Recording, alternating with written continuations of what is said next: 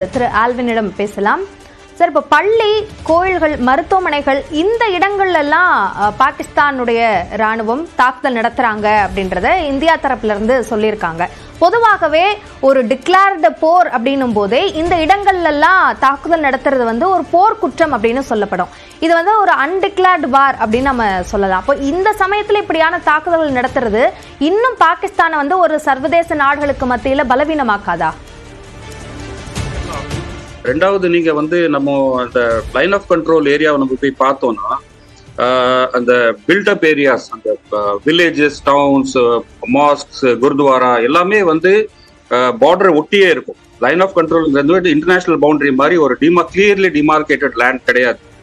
So அதுல என்ன ஆகும்னா, எந்த விதமான ஃபயரிங் நடந்தாலும் அது இன்வேரியபிளி எப்படியும் நம்ம சிவிலியன் பாப்புலேஷன் ஏரியால டெஃபினட்டா போய் இவ்வளோ அதை எஃபெக்ட் பண்ணதான் செய்யும். அதுக்கான தேவையான ப்ரிகாஷன்ஸ்லாம் இருக்கு, அதெல்லாம் இன் பிளேஸ் உண்டு. அந்த ஏரியால பங்கர்ஸ் அவங்க பங்கர்ஸ் கிரியேட் பண்ணி வச்சிருப்பாங்க. இது ஒரு கொலாட்ரல் டேமேஜ் டெஃபினட்டா இந்த லைன் ஆஃப் கண்ட்ரோல் ஏரியால ஆகதான் செய்யும். வென் ஆர்டிலரி, மிசைல்ஸ், ராக்கெட்ஸ் எல்லாம் ஃபயர் பண்ணும்போது, பிகாஸ் அவங்களோட டெரெயின் அப்படி, அந்த வில்லேஜஸ் லைன் ஆஃப் கண்ட்ரோல் ஒட்டியே இருக்கும்.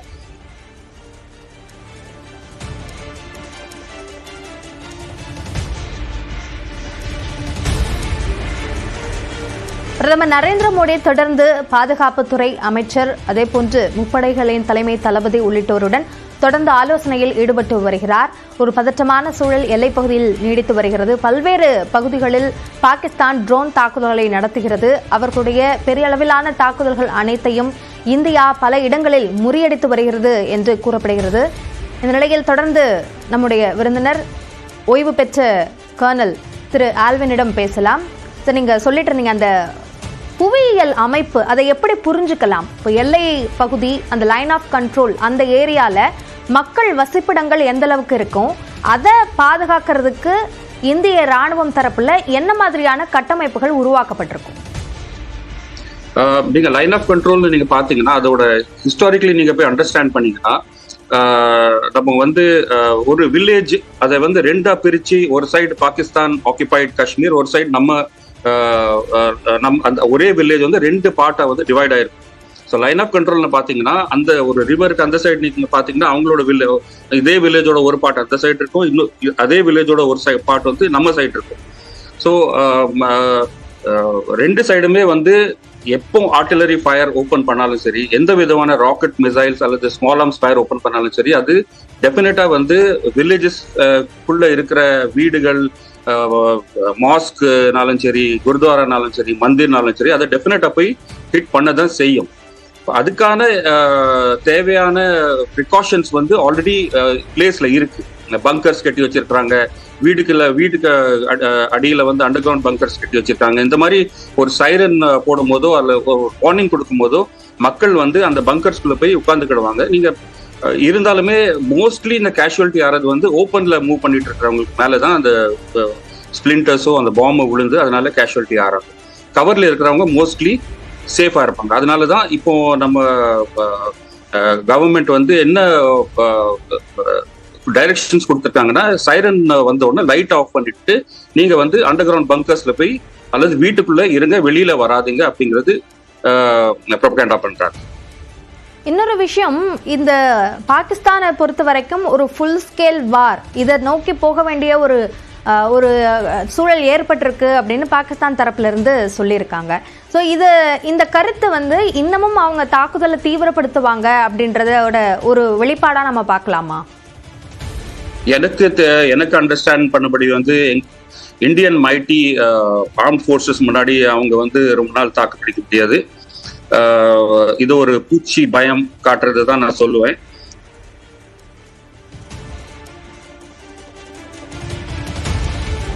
அவங்க இந்த மாதிரி ஒரு அட்வென்ச்சர் ட்ரை பண்ணி ஆப்ளிவேட் பண்ணிருக்கு, அது அவங்களுக்கு நல்லாவே தெரியும். ஸோ இந்த மாதிரி விதமான ரிஸ்க் அவங்க எடுக்கிறதுக்கு முன்னாடி அவங்க 100 தடவை யோசிக்க வேண்டியது இருக்கும். அவங்களுக்கு எந்த விதமான சப்போர்ட்டும் கிடையாது. அவங்களுக்கு இன்டர்னல் அண்ட்ரெஸ்டும் அவங்க கண்ட்ரில உண்டு. வித் பாலோச்சிஸ்தான் லிபரேஷன் ஆர்மி வச்சு ஆப்கானிஸ்தான் சப்போர்ட் கிடையாது. சைனாவை தவிர வேற எந்த கண்ட்ரியுமே அவங்கள ஓப்பன்லி சப்போர்ட் பண்ணவே இல்லை. ஸோ அதனால அவங்களால வந்து இந்த ப்ளஸ் அவங்களோட economic condition is very bad, ரொம்ப மோசமாக இருக்கு. அவங்ககிட்ட வந்து arms and ammunition reserve supply, அவங்களோட technology of arms and ammunition வந்து நம்மகிட்ட கம்பேர் பண்ணும்போது அவங்க ரொம்ப நாள் நம்ம கூட தாக்கு பிடிக்க முடியாது. அவங்களுக்கு அது நல்லாவே தெரியும். ஸோ அது ஒரு பயம் காட்டுற ஒரு ஸ்ட்ராட்டஜி. அதனால தான் இந்த பொய் இன்ஃபர்மேஷன் வார்ஃபேர் வந்து அவங்க பண்ணிட்டு இருக்காங்க. முதல் நாள்ல ட்ரோன் தாக்குதல் நடத்தினதே நம்மளுடைய வான்வெளி பாதுகாப்பு எந்த அளவுக்கு இருக்கு அப்படின்றத உளவு பார்க்கறதுக்காக தான் அதை நடத்தினாங்க அப்படின்னு செய்தியாளர் சந்திப்புல வெளியுறவுத்துறை தரப்புல இருந்தே விளக்கம் கொடுக்கப்பட்டது. தொடர்ந்து அந்த ட்ரோன் தாக்குதலை தொடர்றாங்க அப்படின்னும் போதுதான் அது அவங்களோட பலம் அல்லது இந்தியாவுடைய பலம் என்னன்னு தெரியாம அதை தொடர்றாங்கன்னு நம்ம பார்க்கணுமா, அல்லது பதில் தாக்குதலே பாகிஸ்தான் நடத்தாம போயிடுச்சே அப்படின்ற அந்த நெரேட்டிவை உடைக்கணும்ன்றதுக்காக தொடர்ந்து இந்த தாக்குதலை செய்யறாங்கன்னு பார்க்கணுமா?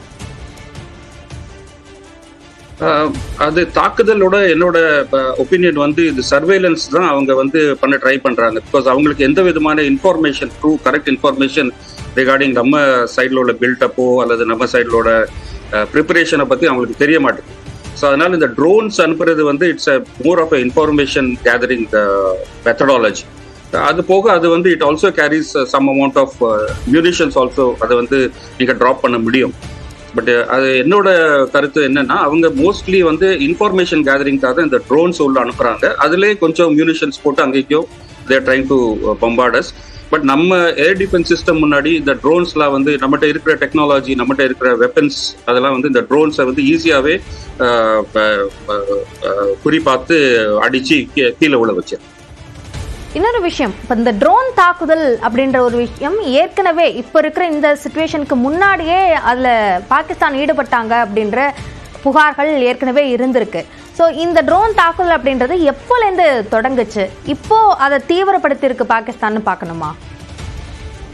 ட்ரோன்ங்கிறது வந்து நம்ம ரெண்டு சைட்ல இருந்துமே வந்து நம்ம இன்ஃபர்மேஷன் கேதரிங்காக அடிக்கடி யூஸ் பண்ற ஒரு மெத்தடாலஜி. நம்ம வந்து இந்த ட்ரோன்ஸை விட்டு அவங்களோட பொசிஷன் என்ன, அவங்களோட போஸ்ட்ஸ்ல பொசிஷன் என்ன இருக்கு, அவங்களோட கன் டெப்ளாய்மெண்ட்ஸ் எப்படி இருக்கு, அவங்களோட எவ்வளவு பில்டப் பண்ணியிருக்காங்க, இதெல்லாம் வந்து நம்ம இந்த ட்ரோன்ஸ் அனுப்பி பார்க்கறது. பீஸ் டைம்ல கூட அப்போ இந்த ட்ரோன்ஸ் அனுப்பி வந்து நம்ம அவங்களோட பொசிஷனை செக் பண்ணிக்கிடுவோம். இன்ஃபில்ட்ரேஷன் மிலிட்டன்ஸ் வந்து லைன் ஆஃப் கண்ட்ரோல் வழியா இன்ஃபில்ட்ரேஷன் பண்ற இன்ஃபர்மேஷன் வந்தா கூட இந்த ட்ரோன்ஸ் வச்சு நம்ம அவங்கள ட்ராக் பண்ணி அவங்கள வந்து நியூட்ரலைஸ் பண்ணுவோம். ஸோ இந்த ட்ரோன்ஸுங்கிறது வந்து apart from using as a ammunition dropping technology, it's also information gathering methodology. அது வந்து எவ்வளவு நம்ம பில்டப் பண்ணியிருக்கோம், எவ்வளவு நம்மளோட ட்ரூப்ஸ் முன்னாடி வந்திருக்காங்க, இந்த கன் எங்கே டெப்ளாய்டா இருக்கு, அதெல்லாம் வந்து இன்ஃபர்மேஷன் கேதரிங்காக அவங்க அதை அனுப்புவாங்க. இப்போ 100 ட்ரோன் அனுப்புனா எப்படியும் 50, 60, 70 ட்ரோன்ஸை வந்து சுட்டு கீழே தள்ளிடுவான். ஸ்டில் ஒரு 10-20 ட்ரோன்ஸ் வந்து will be able to give them some information. So main aim of இந்த ட்ரோன்ஸ் அனுப்புறதுலாம் வந்து I feel it is more of information gathering method. வான்வெளி தாக்குதல் தான் இப்போதைக்கு நடக்கக்கூடிய ஒரு விஷயமா இருக்கு. இப்போ அதை தடுக்கிறதுக்கான டிஃபென்ஸ் சிஸ்டம் நம்ம கிட்ட எந்த அளவுக்கு இருக்கு? இப்போ பாகிஸ்தானோட அந்த டிஃபென்ஸ் சிஸ்டம், அவங்களோட அந்த தாக்குதல் மெத்தட் அதை விட எந்த அளவுக்கு அட்வான்ஸ்டா நம்ம இந்தியாவோடது இருக்கு நம்ம புரிஞ்சுக்கலாம்.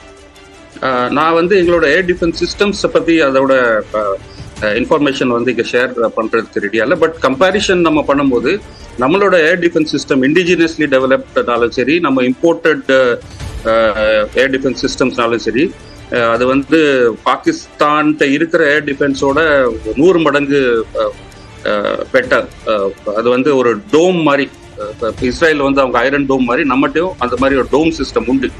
ஸோ எந்த விதமான மிசைல்ஸோ ராக்கெட்ஸோ அதை வச்சு அவங்க நம்மளை அதை தாக்க ட்ரை பண்ணாங்கன்னா அதை வந்து அடிச்சு கீழே குறிப்பாத்து அக்யூரேட்டா அடிச்சு கீழே பார்க்குற டெக்னாலஜி நம்மகிட்ட இருக்கு, அவங்ககிட்ட அந்த டெக்னாலஜி கிடையாது. ஸோ எல்லா வகையிலையும் நம்ம வந்து ஒரு அட்வான்ஸ்டாக தான் இருக்கோம் அப்படின்றது பாகிஸ்தானுக்கும் தெரியும். சர்வதேச நாடுகளுடைய ஆதரவும் இல்லாத ஒரு சூழல்ல இதை நிறுத்துறதுக்கான ஒரு வழியை பாகிஸ்தான் எடுக்கும் அப்படின்னு நினைக்கிறீங்களா? டெஃபினட்டா எடுக்கும். அவங்க ரொம்ப நாள் தாக்கு பிடிக்க மாட்டாங்க. எனக்கு தெரிஞ்சது வந்து இந்த இன்ஃபர்மேஷன் வார்ஃபேர் கொஞ்சம் நாளைக்கு அவங்க ட்ரை பண்ணுவாங்க, சின்ன சின்ன தாக்குதல் ட்ரை பண்ணுவாங்க, இன்டர்நேஷனல் இன்டர்வென்ஷன் கூப்பிட ட்ரை பண்ணுவாங்க. நம்ம சஸ்டெயின்டா அவங்க மேல ப்ரெஷர் கொடுத்துக்கிட்டே இருந்தாங்க, ரொம்ப நாள் தாக்கு பிடிக்க மாட்டாங்க. பாகிஸ்தான் ராணுவம் தீவிரவாதிகள் ரெண்டு பேரோட எதிர்வினையை நம்ம ரெண்டா பார்க்க வேண்டியிருக்கா? சரி, சாரி, உங்க क्वेश्चन எனக்கு புரியல. அது இப்போ ரிட்டாலியேஷன் அப்படின்றது பாகிஸ்தான் ராணுவம் தரப்புல இருந்து செய்யப்படுறதா நம்ம சொல்றோம். இதே மாதிரி தீவிரவாதிகளை நாம அவர்களோட 9 நிலைகளை வந்து தாக்கி அழிச்சிருக்கோம். தீவிரவாதிகளோட ரிட்டாலியேஷன் அப்படின்ற ஒன்றும் இருக்குமா? இல்ல, தீவிரவாதிகளோட வந்து எப்படின்னா அவங்களுக்கு வந்து பாகிஸ்தான் ஆர்மியோட சப்போர்ட்னாலதான் அவங்க இவ்வளவு தைரியமா வந்து அவங்க நம்ம நாட்டுக்குள்ள வந்து இந்த மாதிரி தீவிரவாதி ஆக்டிவிட்டிஸ் பண்ண முடியுது அவங்களால. என்னோட அண்டர்ஸ்டாண்டிங் படி வந்து சிவில் கவர்மெண்ட் ஆஃப் பாகிஸ்தான் வந்து அவங்களுக்கு எந்த விதமான கண்ட்ரோல் அவங்க ஆர்மி மேலேயோ அந்த தீவிரவாதி மேலேயும் கிடையாது. ஸோ ஆர்மி தான் அங்கே டோட்டல் கண்ட்ரோல் பண்ணுது. அவங்க ஆர்மியோட பேக் போனை நம்ம பிரேக் பண்ணோம்னா அந்த தீவிரவாதி தனம் அவங்களுக்கு ஆர்ம்ஸ் யார் கொடுக்குறா, அம்யூனிஷன் யார் கொடுக்குறா, அவங்களுக்கு ட்ரைனிங் யார் கொடுக்குறா, அவங்களுக்கு பணம் யார் கொடுக்குறா, இது எல்லாமே வந்து பாகிஸ்தான் ஆர்மி தான் குடிக்கும். அவங்க பேக் போனை நம்ம பிரேக் பண்ணோம்னா இந்த மிலிட்டன்சி இந்த தீவிரவாதிகளோட பேக் போனே வந்து நம்ம பிரேக் பண்ணிடலாம். அதுக்கப்புறம் அவங்க தலையை நீட்டு காட்ட முடியாது. இவங்களுக்கு எதிர் தாக்குதல் நடத்துற இந்தியாவோட ஸ்ட்ராட்டஜி என்னவா இருக்கு அப்படின்னு நினைக்கிறீங்க? எந்த வகையில அவங்களோட தாக்குதலை மேற்கொள்றாங்கன்னு நினைக்கிறீங்க? ஆர்மியை சொல்றீங்களா அல்லது அவங்க ஆர்மி சொல்றீங்களா அல்லது மிலிட்டன்சி? இந்தியன் ஆர்மியை சொல்றேன். இந்தியன் ஆர்மி வந்து நம்ம ரொம்ப பொறுமையா வந்து ரொம்ப வருஷமா, நானே ஒரு 32 இயர்ஸ் ஆர்மியில சர்வ் பண்ணியிருக்கேன். ரொம்ப பொறுமையா வந்து இந்த தீவிரவாதத்தனத்தை நம்ம வந்து ரொம்ப பொறுமையா ஹேண்டில் பண்ணிட்டு இருக்கோம். இந்த காரியம் இப்ப நடந்த காரியம் வந்து நம்ம ஒரு 20 வருஷம் முன்னாடி பண்ணியிருந்தோம்னா இந்த தீவிரவாதம் வந்து டோட்டலா நம்ம ஒழிச்சிருக்கலாம். நம்ம வந்து இந்த ரொம்ப நம்ம ஆர்மி வந்து highly competent, highly efficient armed forces சொல்லுவோம். Army, air force, navy, all 3 of us ரொம்ப highly competent, high state of ப்ரிப்பேர்ட்னஸ்ல எப்பவுமே இருந்துகிட்டு இருக்கிறோம். அந்த ஆர்மி பேக் போன், பாகிஸ்தான் ஆர்மியோட பேக் போனை நம்ம பிரேக் பண்ணாதான் இந்த மிலிட்டன்சியோட பேக் போனை நம்ம பிரேக் பண்ண முடியும். அந்த விதத்துல நம்ம பார்க்கும்போது இந்த ஸ்ட்ராட்டஜி, நம்ம இப்போ எடுத்த ஸ்ட்ராட்டஜி வந்து I am fully with the government. Okay, பொதுவாகவே இரவு நேரங்களில் தாக்குதல் அதிகமாகிறத பார்க்க முடிஞ்சது. தொடக்கத்தில் இரவு நேரங்களில் மட்டுமே இருந்த தாக்குதல் இப்போ பகல் நேரத்திலையும் நடத்தப்படுது. இப்படிதான் நடக்குமா பொதுவாகவே இது போன்ற தாக்குதல்கள்ல? ஆமா, நைட்லயும் நடக்கும், டே டைம்லயும் நடக்கும், கண்டினியூஸ்ல இப்போ because of night vision device நம்ம வந்து நல்ல அப்சர்வேஷன் பண்ண முடியும். பட் அந்த ட்ரோன்ஸை வந்து குறி பார்த்து அடிக்கிறதுக்கு நம்மளால முடியாது, பிகாஸ் நைட்ல வந்து அது ஃப்ளை பண்றதுனால. பட் அதுவுமே நம்மகிட்ட இருக்கிற டெக்னாலஜியில வந்து நம்ம அதையுமே ட்ரேஸ் பண்ணி நைட்ல அடிக்க முடியும். ஸோ அதனாலதான் இந்த ட்ரோன் அட்டாக்ஸ், இந்த ட்ரோன் மூவ்மெண்ட்லாம் வந்து நைட்ல இவ்வளவு நேரம் பண்ணிட்டு இருந்தாங்க. இப்போ டே டைம்லயே வந்து கன்வென்ஷனலி நீங்க பார்க்க போறீங்கன்னா அது எப்பவுமே டே டைம்னாலும் சரி நைட் டைம்னாலும் சரி ஃபயர் ஓப்பன் ஆகும்போது ரெண்டு சைட்ல இருந்தும் ஓப்பன் ஆகும். டே லைட்டுங்கிறது கிடையாது. சரி, இப்போ இறுதியாக ஒரு கேள்வி. எல்லை பகுதியில் எந்தெந்த மாநிலங்கள்ல எந்தெந்த பகுதிகள் வந்து இந்த தாக்குதலுக்கு உள்ளாக வல்னரபிளான பிளேசஸ் அப்படின்னு நம்ம பார்க்கலாம்? என்டையர் குஜராத், ராஜஸ்தான், அப்புறம் ஜம்மு செக்டர், காஷ்மீர் வேலி செக்டர், அப்புறம் லே, லடாக், கார்கில், இந்த complete stretch of around 2000 kilometers வந்து is prone for this type of attacks. இணைப்பில் வந்து இந்தியா, பாகிஸ்தான் எதிரெதிர் தாக்குதல்கள் நடத்தி வரக்கூடிய நிலையில் அது சார்ந்த பல கருத்துக்களை எங்களோடு பகிர்ந்து கொண்டமைக்கு நன்றி திரு ஆல்வின்.